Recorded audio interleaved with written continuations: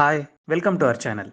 ఒక రా ఏజెంట్ జీవితం ఎంత కష్టమో మీరు ఊహించలేరు. అయినప్పటికీ రా ఏజెంట్ తమ బాధ్యతల నుండి తప్పుకోరు. అంతేకాదు, పూర్తి మనస్సాక్షితో వారు దేశానికి సేవ చేస్తారు. తెలుసా, 23 ఏళ్ల వయసులోనే తన జీవితాన్ని దేశానికి అంకితం చేసిన ఒక రా ఏజెంట్ ఉన్నాడని. అతనే రవీంద్ర కౌశిక్. ఏప్రిల్ 11, 1952న భారతదేశంలోని రాజస్థాన్లో జన్మించారు. చిన్నప్పటి నుండి రవీంద్ర కౌశిక్కి థియేటర్లో తన నటనను చూపించడం అంటే ఇష్టం. అయితే థియేటర్లో కాకుండా నిజ జీవితంలో ఇలా చేయాల్సి వస్తుందని ఎప్పుడూ అనుకోలేదు. 1975లో అతను అండర్ గ్రాడ్యుయేట్ చదువుతున్నాడు. అదే సమయంలో అతను లక్నో జాతీయ నాటకంలో ఒక పాత్రను చేశాడు. ఆ టైంలోనే మన రా అధికారులు అతనిని మొదటిసారి కలిశారు. వారు రవీంద్ర కౌశిక్లోని దేశభక్తిని గమనించారు. అంతేకాదు, ట్రైనింగ్ ఇస్తే పర్ఫెక్ట్ ఏజెంట్గా మారగలడని అనుకున్నారు. 23 ఏళ్ల రవీంద్ర కౌశిక్ ప్రతిభకు ముగ్ధుడై రా అధికారులు అతనికి అండర్ కవర్ ఏజెంట్ ఉద్యోగాన్ని ఇచ్చారు. అంతే, రవీంద్ర కౌశిక్ ఈ ఉద్యోగాన్ని ఎంతో ఇష్టంగా అంగీకరించాడు. తరువాత అండర్ కవర్ ఏజెంట్ గా మారి పాకిస్తాన్ కు వెళ్లాల్సి వచ్చింది. ఎంతో ధైర్యంతో తన వారందరినీ వదిలి వెళ్లడానికి సిద్ధమయ్యాడు. అయితే పాకిస్తాన్ వెళ్లే ముందు 2 ఏళ్ల పాటు ఢిల్లీలో ప్రత్యేక శిక్షణ తీసుకున్నాడు. అతనిని పాకిస్తాన్ వాళ్ళు నమ్మడానికి అతనికి సుంతి కూడా జరిగింది. అతను ఉర్దూ మరియు ఇస్లాం గురించి పూర్తి సమాచారం తెలుసుకున్నాడు. ఇప్పుడు అతను పూర్తి ముస్లింగా తనను తాను మార్చుకున్నాడు. 1975లో రవీంద్ర కౌశిక్ ను పాకిస్తాన్ కు పంపే ముందు రా అధికారులు అతను భారతీయుడు అనడానికి ఉన్న ఆధారాలన్నీ చెరిపేశారు. అంతే, అతని పేరు రవీంద్ర కౌశిక్ నుండి నబీ అహ్మద్ షకీర్ గా మార్చబడింది. రవీంద్ర కౌశిక్ గంగానగర్ నివాసి. అక్కడ ఎక్కువ మంది పంజాబీలో మాట్లాడేవారు మరియు పాకిస్తాన్ లోని చాలా ప్రాంతాలలో పంజాబీ మాట్లాడతారు. అందువల్ల రవీంద్ర కౌశిక్ పాకిస్తాన్ లో స్థిరపడేందుకు ఎక్కువ సమయమేం తీసుకోలేదు. తరువాత అతను కరాచీ విశ్వవిద్యాలయం నుండి ఎల్ఎల్బి చదవడం మొదలు పెట్టాడు. తన చదువు పూర్తి చేసిన వెంటనే పాకిస్తాన్ సైన్యంలో సివిల్ క్లర్క్ గా చేరాడు. తరువాత మిలిటరీ అకౌంటింగ్ విభాగంలో చేరాడు. కొన్ని సంవత్సరాల తరువాత స్థానికంగా పాకిస్తాన్ లో మమేకమవ్వడానికి అతను అమానత్ అనే అమ్మాయిని వివాహం చేసుకున్నాడు. ఆమె తండ్రి ఆర్మీలో టైలర్. రవీంద్ర కౌశిక్ మరియు అమానత్ దంపతులకు ఒక కుమారుడు కూడా ఉన్నాడు. తన భార్య కూడా అతను భారతదేశానికి చెందినవాడని అనుమానించలేదు. 1979 నుండి 1983 వరకు రవీంద్ర కౌశిక్ పాకిస్తాన్ కు సంబంధించిన అనేక నిఘా సమాచారాన్ని భారత ప్రభుత్వానికి అందించారు.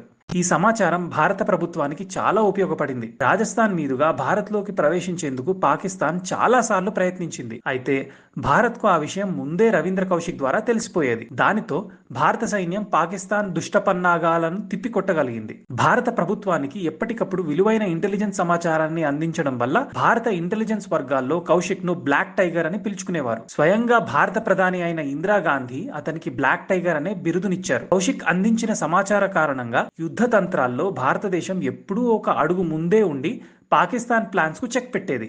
ఇలా శత్రువు సైన్యంలోని చేరి ధైర్యంగా భారతదేశం కోసం పనిచేస్తున్న బ్లాక్ టైగర్ కి భారతదేశం తరపున కొన్ని విషయాలని చేరవేయాలని సెప్టెంబర్ 1983న రా రవీంద్ర కౌశిక్ ని సంప్రదించడానికి ఇన్యత్ మసీహాను పంపింది.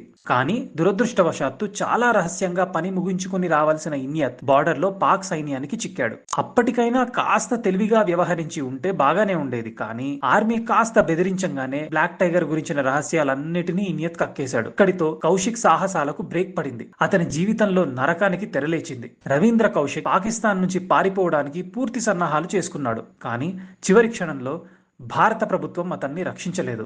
విషయం తెలియగానే కౌశిక్ ను అదుపులోకి తీసుకుంది పాక్ ప్రభుత్వం. ఇన్నాళ్లుగా తమ ప్లాన్స్ కు ఎక్కడ గండి పడుతుందో అర్థం కాక వెర్రి కోపంతో ఉన్న పాక్ ప్రభుత్వం అధికారులు తన కోపాన్నంతా బ్లాక్ టైగర్ పై తీర్చుకున్నారు. 2 ఏళ్ల పాటు ప్రతి క్షణం నరకాన్ని చూపించారు. ఏ మనిషి కూడా బ్రతికుండగా తట్టుకోలేనంత టార్చర్ ను కౌశిక్ పై ప్రయోగించారు. అన్నింటినీ దేశం కోసం పంటి బిగువన బిగపట్టి భరించాడే తప్ప ఏనాడు దేశ భద్రతకు సంబంధించిన విషయాల గురించి నోరు విప్పలేదు కౌశిక్. పాకిస్తాన్ సైన్యం అతన్ని అరెస్ట్ చేసి సియాల్కోట్ జైల్లో ఉంచింది. ఒక నివేదిక ప్రకారం ఐఎస్ఐ రవీంద్ర కౌశిక్ కు లంచం ఇవ్వడానికి కూడా ప్రయత్నించింది. కానీ అతను వారికి లొంగలేదు. రవీంద్ర కౌశిక్ ని జైల్లో చిత్రహింసలకు గురి చేసినా కూడా పెదవి విప్పలేదు. కౌశిక్ ను టార్చర్ చేసి భారత ప్రభుత్వాన్ని తప్పు ఒప్పుకునేలా చేసి ప్రపంచ దేశాల ముందు దోషిగా నిలబెట్టాలనుకుంది పాక్.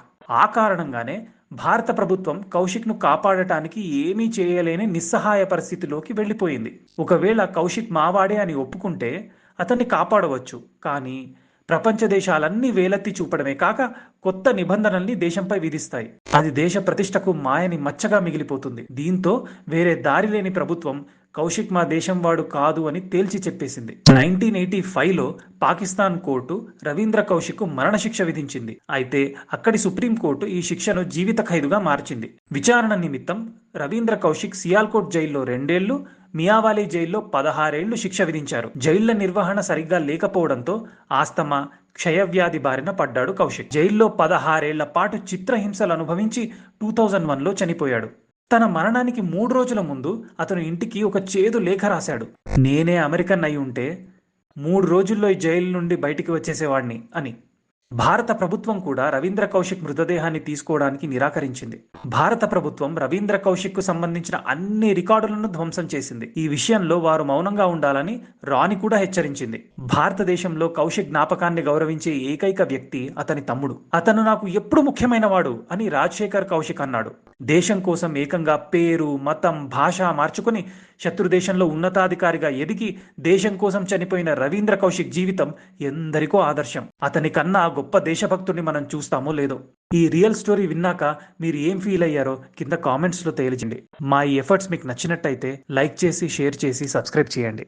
Thank you.